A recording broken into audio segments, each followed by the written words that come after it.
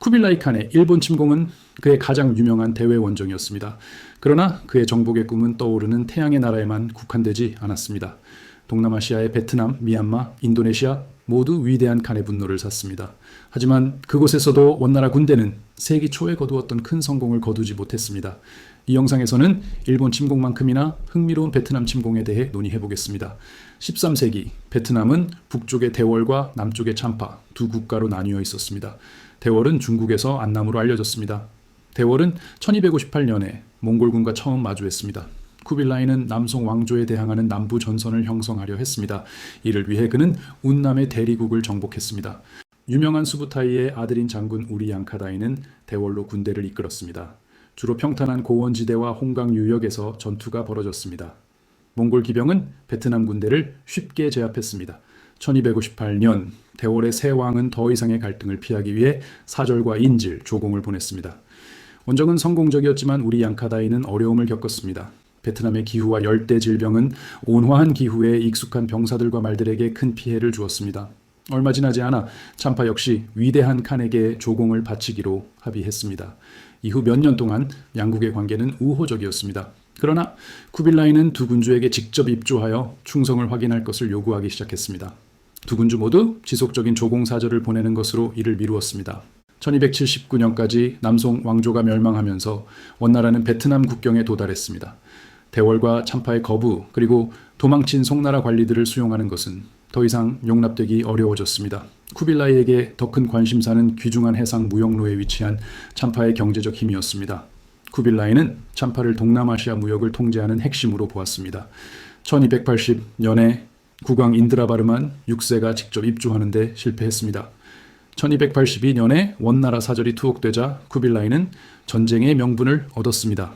참파를 먼저 공격하는 것은 대월을 압박하고 굴복시킬 수 있다는 추가적인 이점이 있었습니다. 대월은 원나라와 점령된 참파 사이에 끼이게 될 것이었습니다. 1282년 12월 사가투가 출발했습니다. 그는 남송과의 마지막 전쟁의 영웅이자 복건성 행중서성 평장정사였습니다. 사가투는 옛 송나라 영토에서 징집된 5,000명의 병사들을 이끌었습니다. 그는 백척의 수송선에 탑승하여 남쪽으로 향했습니다. 1283년 2월 사가투는 참파의 수도 비자야에 도착했습니다. 짧은 저항 끝에 비자야를 함락시켰습니다. 그러나 인드라바르만 왕과 하리짓 왕자는 산속으로 도망쳤습니다. 사가투는 참파 사절들과의 결실 없는 협상으로 한 달을 허비했습니다. 3월에 사가투는 인드라바르만을 공격하기 위해 군대를 움직였습니다. 그러나 매복 공격을 받아 큰 피해를 입고 퇴각했습니다. 상륙했던 해안으로 돌아온 그는 병사들을 먹이기 위해 벼를 심을 땅을 개간했습니다. 또한 크메르 제국에 사절을 보냈지만 그들은 구금되었습니다. 이에 사가투는 원나라 조정에 원군을 요청하는 메시지를 보냈습니다. 처음에 조정의 반응은 느렸습니다. 당시 원나라는 여전히 세 번째 일본 침공을 계획 중이었기 때문입니다. 1284년 3월이 되어서야 2만 명의 군대가 사가투를 돕기 위해 파견되었습니다. 8월까지 이들은 트레차우와 와차우를 점령하기 위한 행군에 합류했습니다. 1284년 8월까지 원나라 조정은 대월을 거쳐 참파로 가는 육로 지도를 입수했습니다. 쿠빌라이의 아들 토곤이 사가투를 돕기 위해 육로로 군대를 이끌 것이라고 선포되었습니다. 대월은 이 군대의 보급을 도우라는 명령을 받았지만 이를 거부했습니다. 대월은 이것이 원나라의 대월 정복을 위한 구실이라고 결론지었습니다. 쩌능다오 장군 아래 베트남 군대는 준비를 시작했습니다. 1285년 1월 토곤 왕자는 운남에서 베트남 국경을 넘어 6개의 종대로 군대를 이끌었습니다. 토곤에 맞서 파견된 군대는 빠르게 제압되었습니다. 2월에는 납포된 배들을 이용해 불온강을 건널 수 있었습니다. 사가투는 북쪽으로 진군하고 있었습니다. 두 사령관은 대월에 대해 거대한 협공 작전을 수행하고 있었습니다. 쩐흥다오 장군은 사가투가 토곤과 합류하는 것을 막기 위해 군대를 나누었습니다. 그러나 사가투는 이들을 압도했습니다. 토곤과 합류할 때쯤에는 400명의 배신한 송나라 관리들을 사로잡았습니다. 왕자는 오마르의 지휘 아래 완전한 하천 함대를 구축했습니다. 함께 그들은 대월에 대해 전면적인 공세를 펼쳤습니다. 오마르는 대월의 왕을 바다로 몰아냈습니다. 토곤과 사가투는 수도 하노이를 점령했습니다. 하노이 점령과 함께 원나라는 이 캠페인의 마지막 성공을 맛보았습니다. 하노이에서 원나라 군대와 보급선은 과도하게 확장되었습니다. 식량은 부족해졌고 열기와 질병이 기승을 부렸습니다. 6월에는 함뜨 고개에서 중요한 사령관이 독화살에 전사하는 패배를 겪었습니다. 토고는 자신들의 위치가 유지 불가능하다고 판단했습니다. 그는 원나라 영토로의 전면 퇴각을 결정했습니다. 이 퇴각은 너무나 신속하게 이루어졌습니다. 그 결과 토고는 사가투에게 퇴각 사실을 알리지 못했습니다. 사가투는 갑자기 적진 깊숙이 고립되었음을 깨달았습니다. 그는 서둘러 북쪽으로 돌파하려 했습니다. 그러나 베트남군은 가는 내내 그를 괴롭혔습니다. 결국 원나라 국경인 쯔엉겐에서 사가투의 군대가 포위되었고 사가투는 전투 중에 전사했습니다. 이것은 원정의 비참한 결말이었습니다. 쿠빌라이는 너무나 분노하여 토곤의 수도 귀환을 거부했습니다. 1286년까지 쿠빌라이는 마침내 일본 침공을 포기했습니다. 하지만 실패로 인한 좌절감과 술, 우울증으로 흐려진 정신으로 대월에 대한 세 번째 침공을 명령했습니다. 이번 침공을 위해 특별한 주의를 기울였습니다. 남중국 해안 전역에서 보급선들이 징발되었습니다. 이 보급선들은 군대를 수송하고 집결 중인 대군에 필요한 식량을 공급했습니다. 대규모 병력이 집결했습니다. 몽골군과 거랑운, 그리고 북중국인 병사 7만 명이 포함되었습니다. 운남에서 6천 명의 군사가, 옛 송나라에서는 1,000명의 군사가 참여했습니다. 또한 해남도 출신 여종 17,000명이 합류했습니다. 이로써 총 9만 4천 명의 병력이 모였으며 500척의 군함과 수송선 승무원은 이 수치에 포함되지 않았습니다. 토고는 늙어가는 아버지 앞에서 명예를 회복할 마지막 기회로 다시 한번 총지휘를 맡았습니다. 1287년 10월 원나라 군대는 두 개의 주요 부대로 나뉘어 출발했습니다. 오마르와 범인은 18,000명을 이끌고 해안을 따라 항해하는 배에 올랐습니다. 토고는 주력군을 이끌고 육로로 이동했습니다. 6,000명의 세 번째 부대는 주력군의 서쪽으로 이동하여 교란 작전을 수행했습니다.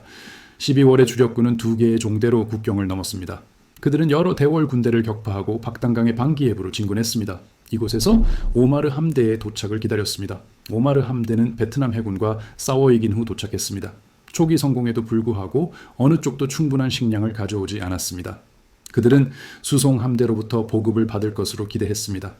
토고는 1288년 1월 말까지 보급 함대를 기다렸습니다. 그러나 그가 모르는 사이에 보급 함대의 상당수가 폭풍에 밀려 항로를 이탈했습니다.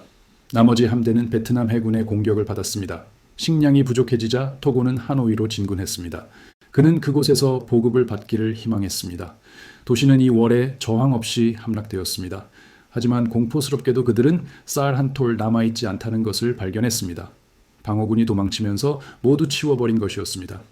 점점 절박해진 원나라 군대는 식량을 모으기 위해 큰 노력을 기울였습니다. 그러나 보급 함대를 덮친 재앙을 알게 된 후 토고는 군대에 명령했습니다. 그는 방기앱에 건설한 방어벽으로 돌아가라고 했습니다. 3월 말 병사들이 굶주림의 직전에 이르자 그는 중국으로의 전면 퇴각을 명령했습니다. 원나라 군대가 한계에 다다랐을 때 베트남군이 공격했습니다. 북쪽으로 가는 길은 계속되는 매복과 도로 및 교량 파괴로 방해를 받았습니다. 토고는 너무 걱정된 나머지 4월 9일 귀환을 위해 군함에 올랐습니다. 오마르의 함대가 박단강 입구를 지나고 있을 때였습니다. 쩌능다오 장군이 지휘하는 베트남 함대가 밀물대에 맞춰 그를 맞이하러 나왔습니다. 승리에 굶주려 있던 오마르는 함대의 일부를 이끌고 베트남군을 공격했습니다. 베트남군은 원나라 군함 앞에서 빠르게 후퇴했습니다. 그러나 그들이 베트남 함대를 쫓아 강 위로 올라갔을 때 함정이 발동되었습니다. 강바닥에 박아둔 나무 말뚝들이 원나라의 큰 배들을 찔렀습니다. 썰물이 빠지면서 선체를 찢어 놓았습니다. 원나라 배들이 움직이지 못하게 되자 베트남군은 기술을 돌려 무력한 그들을 공격했습니다. 많은 원나라 병사들이 강으로 뛰어들어 익사하거나 대월의 화살에 맞았습니다. 오마르는 생포되었습니다. 또 다른 함대 사령관 범인은 오마르를 구출하려 했습니다. 그러나 그의 배들은 포위되어 점령당했습니다. 범위 자신도 전투 중에 전사했습니다. 그날이 저물 때까지 400척의 배가 납포되었습니다. 며칠 후 보급 함대가 마침내 도착해 박단강으로 들어왔다가 역시 납포되면서 승리는 굳어졌습니다. 토고는 나머지 함대가 파괴되었다는 소식을 들었습니다. 그는 군함을 통한 귀환을 포기했습니다. 함정과 순찰대 때문에 주요 도로를 이용할 수 없었습니다. 그는 새끼를 통해 중국까지 거칠게 말을 달려 돌아갔습니다. 대군의 대부분은 황야에서 파멸하도록 버려졌습니다. 1288년은 원나라에게 완전한 참패로 판명되었습니다. 규슈 해안에서 대함대가 파괴된 지 불과 몇 년 만이었습니다. 또 다른 함대와 군대가 아무런 성과 없이 파괴되었습니다. 토고는 두 번의 비참한 원정 이후 정치적 유배를 떠났습니다. 박단강 전투는 쩌능다오 장군에 의해 완벽하게 수행된 승리였습니다. 대월과 참파는 두 번의 원정 동안 끔찍한 고통을 겪었습니다. 두 왕국 모두 또 다른 침공을 피하기 위해 조공을 보내고 쿠빌라이의 권위를 인정하기 시작했습니다. 오늘날 박단강 전투는 베트남 역사에서 매우 찬사받는 사건입니다. 쩌능다오의 전술과 전략은 베트남 전쟁 당시 베트남인들에 의해 연구되었습니다. 이러한 교훈은 쿠빌라이에게는 잊혀졌고 그는 더 많은 침공을 시도했습니다. 이에 대해서는 곧 다룰 예정이니 저희 채널을 구독하시고 알림 설정을 눌러주세요. 다음 영상에서 뵙겠습니다.